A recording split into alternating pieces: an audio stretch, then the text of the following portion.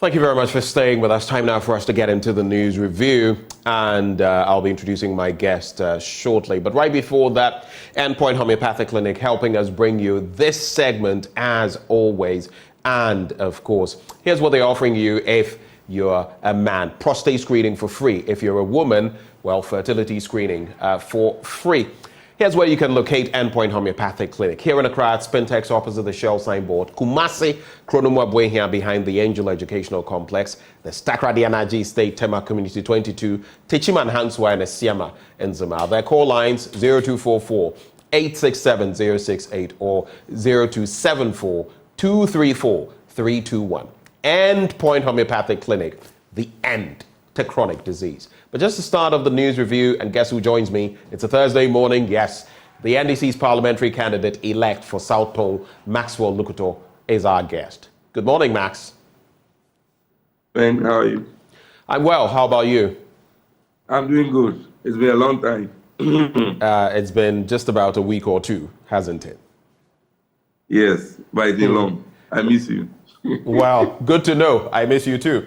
Let's just quickly do this. So your people in South Tone, I just want to find out what the latest is after the spillage of the dam. Yes, in recent days, weeks, we've not spoken so aggressively about it. A lot has happened, but what is the current situation there?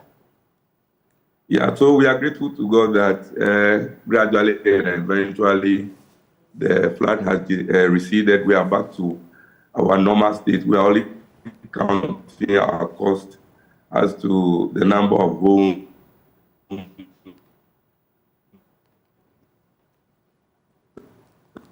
Well, we seem to be struggling with a connection to Maxwell Lukuto. Mr. Mary to disinfect. Max, if you can hear me, just go back by about hello, are we good? Yes, just go back by about some 10 seconds. I missed when you started talking about the current situation. Yeah, so like I said, we are back to normal state.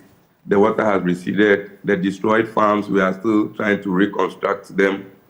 Schools have reopened. Those schools that were closed have reopened. And then they managed to fumigate and disinfect somehow. The clinic has also resumed. I'm here to confirm whether the mortuary that was submerged has also been has also resumed work. But I can confirm that the electricity situation that was hampered during the heat of the moment has also been completely restored.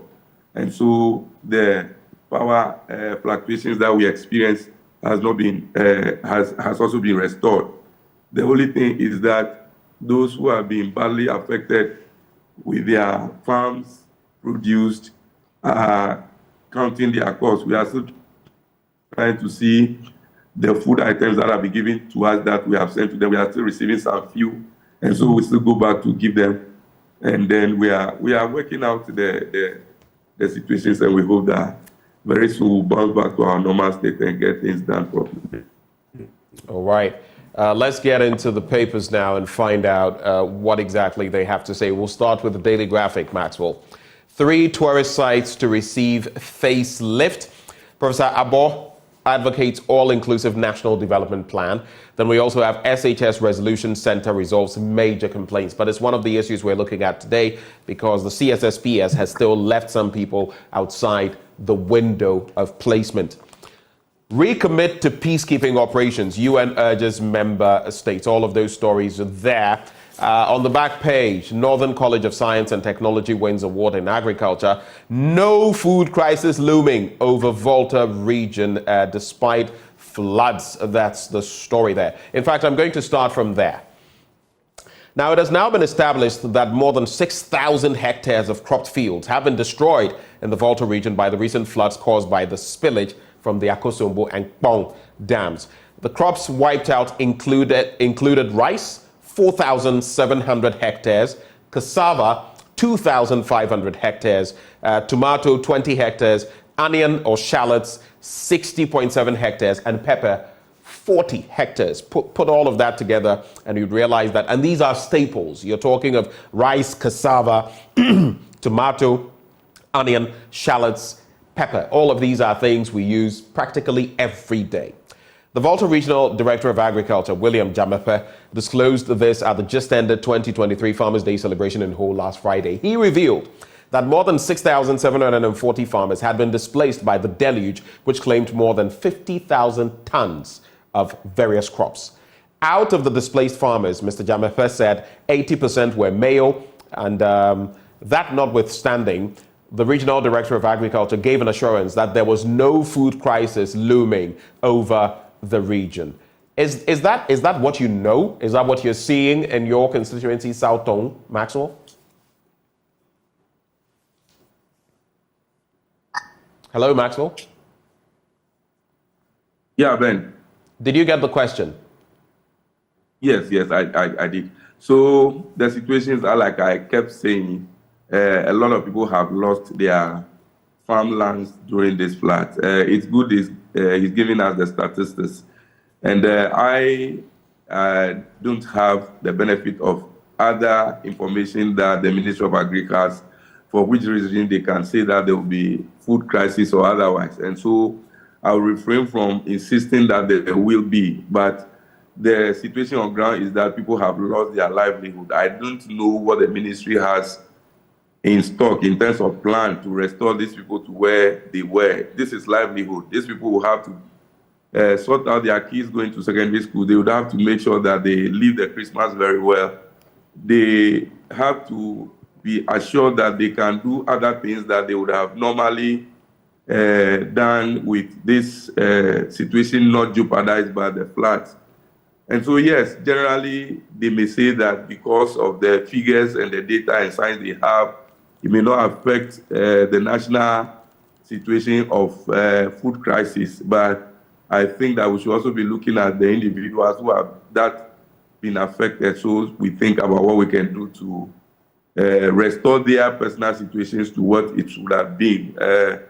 I think that should be the critical state for us. For me, at the point we engage an agro company, Fenagro, and then the thinking is that if we can help these people replow their farms, if we can get them with farm inputs like seeds and other things, so that there will be some kind of partnership between the farmers and the company, so that at the end of the day, they can have back some of the crops as payment for the support they are going to be giving. So for me, these are the angles we should be thinking of and driving the conversation towards. As for the national food crisis, the Tong enclave, and especially along the banks of the river, will just be a drop in the ocean. Yes, some other crops that have not been mentioned were also affected. Mangoes, coconut trees, and other things were also affected. And so they are not crops that we consume on daily basis, but the cassava, the corn, the rice, and other things,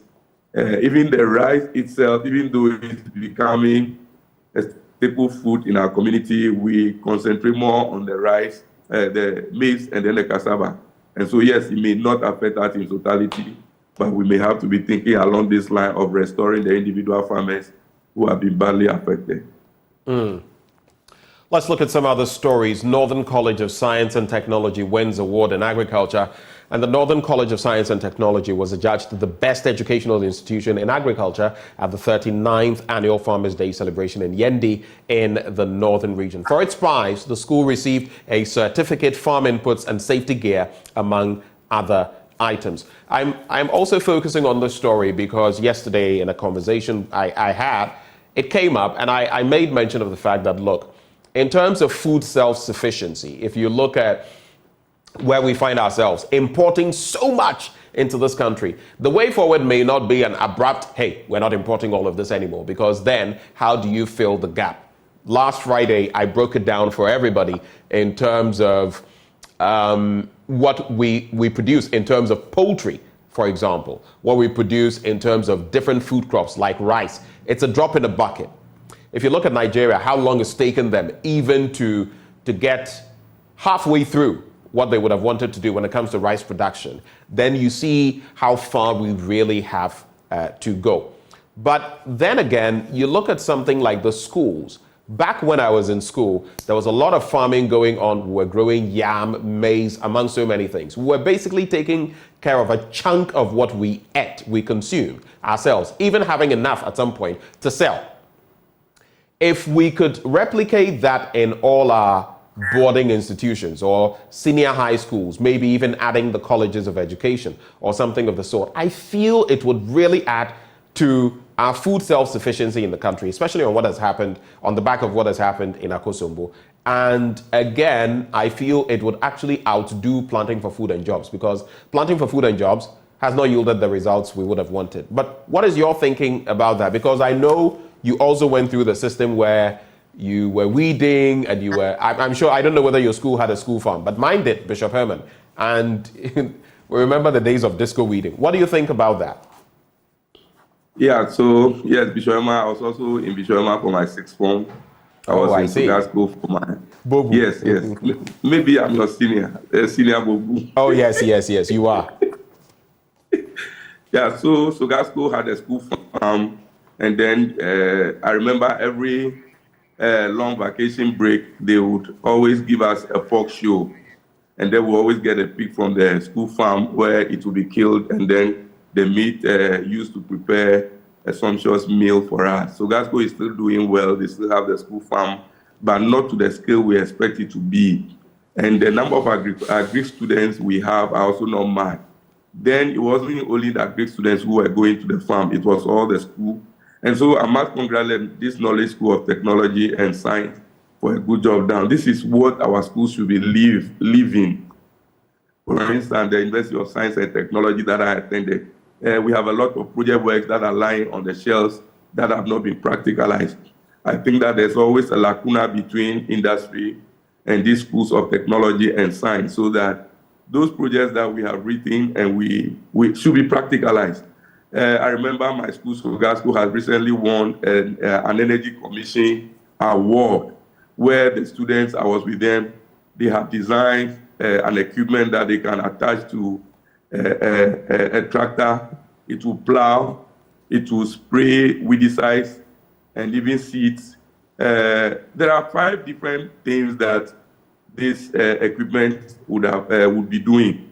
And I wasn't surprised that they won the national award for the Energy Commission. And so for me, let's go back to these places. There are a lot of people with knowledge on how we can mechanize our agriculture and make it sustainable. The Sogasco School, or Sogasco Secondary School, has over 300 acres of land on record. And so if we can go back to these schools and make sure that this land is put into proper use, we supply tractor to them, and then we do these things. Like you said, planting for food and job, which has become a talk show, would not be necessary. We can produce a lot of food stuff from these schools, feed the schools themselves, and also sell some to do most developmental projects that these schools need. And so for me, it is time we go back to these schools and help them develop. There are a lot we can do from these places instead of spending so much money on workshops, on projects that we do not see the reality on ground. And so, yes, let's go back and make sure we enhance some of these things that we are letting go. My thought is that we can still do it better if we go back to the basics. Yes, Bishop Emma, you remember every Saturday, they take all of us to the school farm, and when you come back, they give you a good breakfast. It's not the normal cockly or the normal cocoa. They give you beans, and it was good for us. So we can go back to these things and make a lot out of it. I agree with you. Well, let's get into other stories right before we say goodbye to the Daily Graphic newspaper. Recommit to peacekeeping operations, UN urges member states. Now, the United Nations Under-Secretary General for Peace Operations, Jean-Pierre Lacroix, has urged member countries to recommit themselves politically to peacekeeping operations. He further called for the full support of member states to enable countries to reach lasting peace. Quoting him, he says, UN peacekeepers are saving countless lives for a relatively small investment. But for its mission to enable countries to reach a durable peace, the organization needs the full support of all member states. And that's what he has been saying. He also said he made the call at the opening of the UN Peacekeeping Ministerial meeting in Accra yesterday, saying they will help meet current and future challenges and needs, as well as new or expanded partnerships on capacity building, training, and equipping, he stated. There's also NATO member member to be, Sweden and the US sign defense deal. And Sierra Leone arrests ex-president's guard over failed coup. So I want to find out how you reconcile the two. Here we have Jean-Pierre Lacroix in the country talking about peacekeeping operations and what we can do to make them better. But you also see the spate of threats to the sub-region, coup d'etats, attempts at same happening. And you ask yourself, where do we reconcile? In terms of finding peace, how about also finding proper leadership, better governance that will even forestall some of these activities? What's your take on that? Yeah, sure. So like we said, that is the 78th UN Day that was held in Ghana. And in attendance were all ministers of country states, and our vice president was also represented. Yes, of course, peace and development is the 16th goal of the 17 goals of the Sustainable Development Goals of the UN. And so for me, it is key for us to be looking at peace. And yes, like you said, we'll juxtapose this against what is happening in the sub-region. It is also because in the democracies that we say we practice, people say and do things counter to the tenets of democracy. You hear people saying that we'll never hand over power, or I will ensure that I hand over power to my own party, MPP. And people allow those statements to go scot-free. You hear some people, apparatchiks of the government, saying things that do not mean that they believe strongly in the democracy that we are practicing. And it makes you raise eyebrow. Look at how beautiful it was done in Liberia, where the former president, the footballer, handed over to the former vice president of the country. It was so peaceful and it was so nice. I didn't hear threats of ensuring that he wins the election at all costs. He knew it was a democratic process. They went through, they had to go for a runoff. They went through, he lost. He handed over, and it was so peaceful and so nice. But if you see the action and inaction of our leaders, and it suggests to you that they think that they have to entrench themselves in position for as long as they live, then it makes other people also think that if that is what you intend to do, then I can also go around the corner and make sure that whatever I have to do to also get my power, I do it. Look at what happened in the last 2020 elections when innocent people were killed just because they went to an election center to observe the counting or the collation of results. Up to now, what has happened to the families and the people who perpetrated this crime against these innocent souls? So if you see some of these things happening, and we only go and talk about the nice things like you heard the vice president and also the minister of foreign affairs speaking about, then it is counter to what the reality is on the ground. So yes, I agree with you. Let us practice the virtues that we preach at platforms and make sure that we go through this peacefully. And so for me, majority of us who claim we are committed to peace should ensure that our speech, our deeds, and our action also match the things we preach. Then we can agree with the UN that yes, we are hoping for peace to prevail in all our endeavors and everything we do as people of this country. Let's get into the Ghanaian Times newspaper now. At the 75th UN Peacekeeping Ministerial Meeting, let's pay attention to peacekeeping challenges, VEEP to UN member states. We've already interacted on that. Jospon Group signs ITMO credit deal with Swiss government at COP28. There's also Tourism Ministry, Guma Group signed $50 million agreement to develop tourism sector. We brought that to you in the papers yesterday. NDC rallies support for minority to reject LI to ban importation of selected items. Since you're on the NDC side, I'll get into the story and find out what you make of it. But let me start on the climate and environmental protection front. I'm going to page 12 before I come back to page 11. So let's quickly get there. So, is it page 12? It should be page 12. Yes.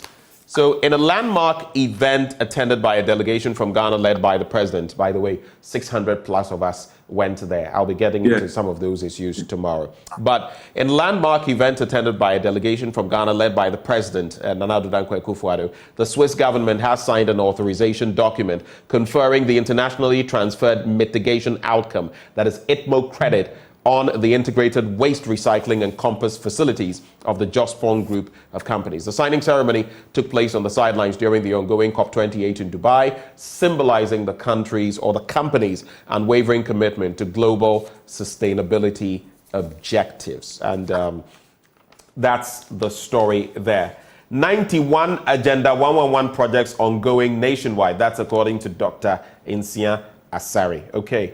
We're waiting to see when they are completed, and we can start working with them. In the meantime, the hospital that was broken down still hasn't got back.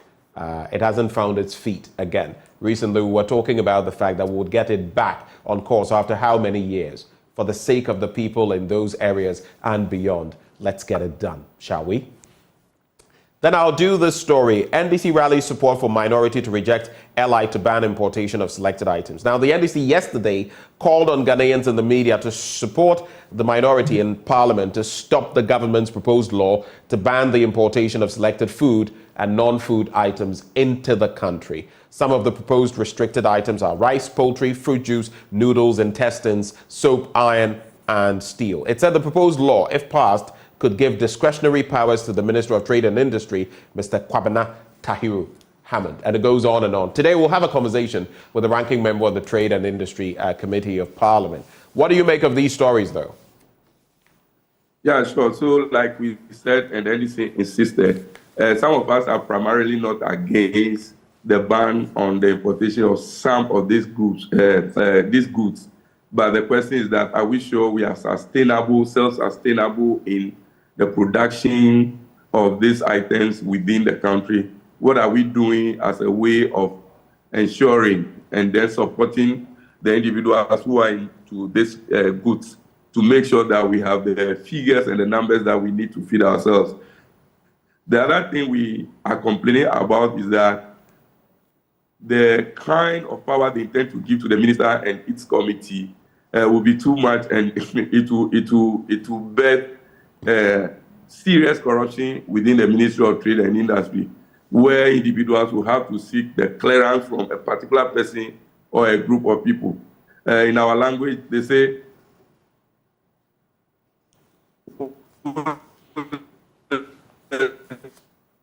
unfortunately, I'm losing you, Maxwell, so the saying is not actually being said, just to play on words.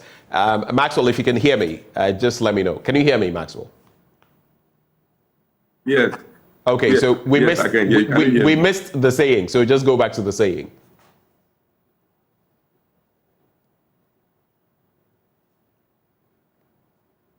All right, I think there's a bit of a challenge with Maxwell's connection. Let's do this one more time. Max, if you can hear me, we missed the saying. Just go to it and let's move on.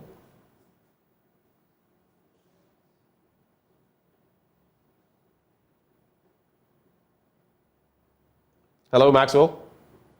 Ben, can you hear me? I can hear you now. Because of time, very quickly with the saying so we can move on. Yeah, Ben, can you hear me? Okay. All right, so like I'm saying, it said in Everett, I hope you understand. It means that we already choked with corruption and we want to add more of it. In this country, we know the things that happen. And now to say that we'll give the powers to the minister and a so-called committee to determine who can import what particular good into the country will make it worse off, and all of us will be dead by the time the tenure of this MPP government is over. And so we want to critically say that let's not go the way they intend to go. Let us go through the system critically. You know, Buta is against this move by the Minister of Trade and Industry, Katie Hammond, to go to the extent he wishes to go to. And so for me, let us watch out these things very critically. Even if we do not under this government of the MPP that is already choking us with corruption and its related issues, I think it will be worse off. Now, about the COP28, in as much as I wish to congratulate the Jospon Group of companies for making that landmark agreement and signing, we want to say that sometimes you see the sheer number of people that we take to these places and the amount of money of the state that they would have wasted in quote takes away the shine from whatever good might have resulted from these meetings. And so for me, we are happy that Jospon is on the way to make sure that these issues concerning climate change and other things are brought to the barest minimum. But let's be critical about, I don't know what is about this COP thing that every year we send so many number of people to these conferences. We keep talking about it, but it looks like nobody wants to listen and they don't hear. I don't know what else we can do as Ghanaians. We have spoken about this issue on several occasions, but it looks like those people who attend the COP have something critical that they need to go and do. I don't know what they do. But it's a problem. It's a problem, my brother. Right. It's crazy. Let's get into these other papers, and that's how we shall conclude. The Daily Guide this morning, Ghana reaffirms commitment to UN peacekeeping. We've brought you details of that story. Why Jasican judge was fired. We've also brought you that story. In fact, yesterday we went into it. CPP sacks top executives. Then this one, running mate saga. NPP gives Bawumia extra time. And then you have no appellate jurisdiction over High Court, OSP told. Let me take those two stories very quickly, and we shall get ready to wrap. So on page 6 of the newspaper, the Office of the Special Prosecutor seems to have incurred the wrath of Justice Nicholas Mensah Abudakwi, the presiding judge of Accra High Court's Human Rights Division, yesterday over what the judge described as abuse of its powers.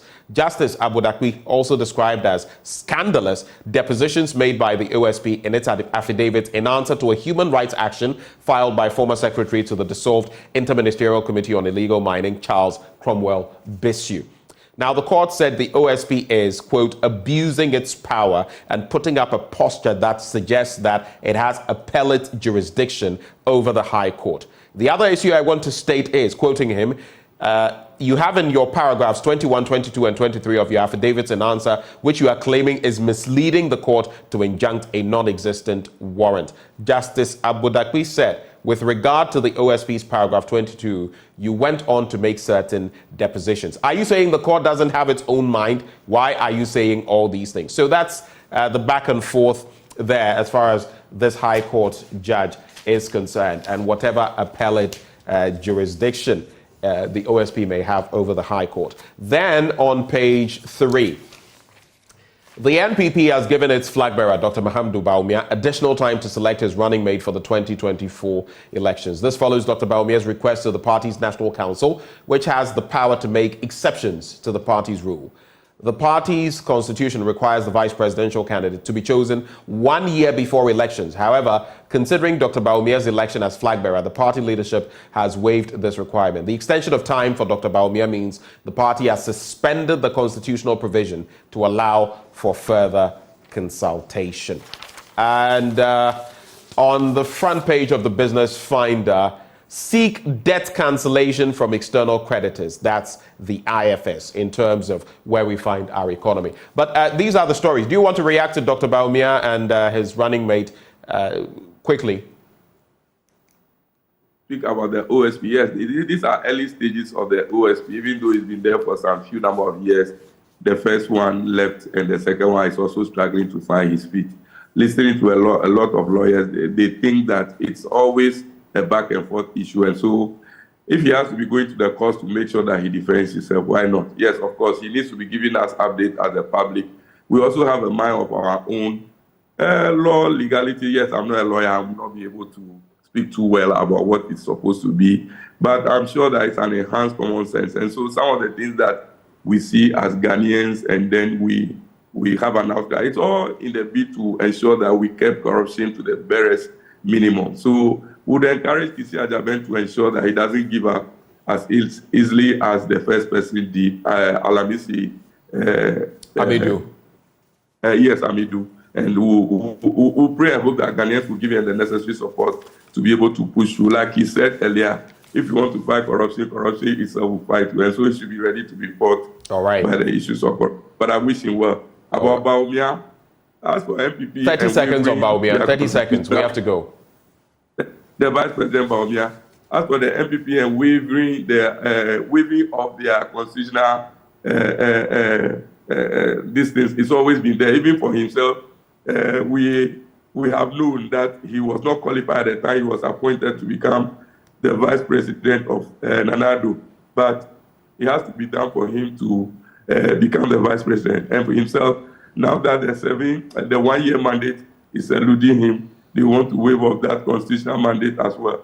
We wish him well. I know it is not an easy thing for him, but I just pray and hope whoever he brings, I'm not sure he's going to make man. So All right. he should just do CCC, Nanabo, and choose one of the several people we have heard of, and let's see what happens. I'm All sure right. that JDM, Max, we have to go. and then whoever he has, Max, we have to go. Them through. So we wish them all the best in their bid to choose whoever they want to choose as the All right, thank you. Maxwell President. Lukuto is the NDC's parliamentary candidate-elect for South Tong. Thank you very much. I'll just leave you, our viewers, with these stories. Climate change, 2023, hottest year since records began.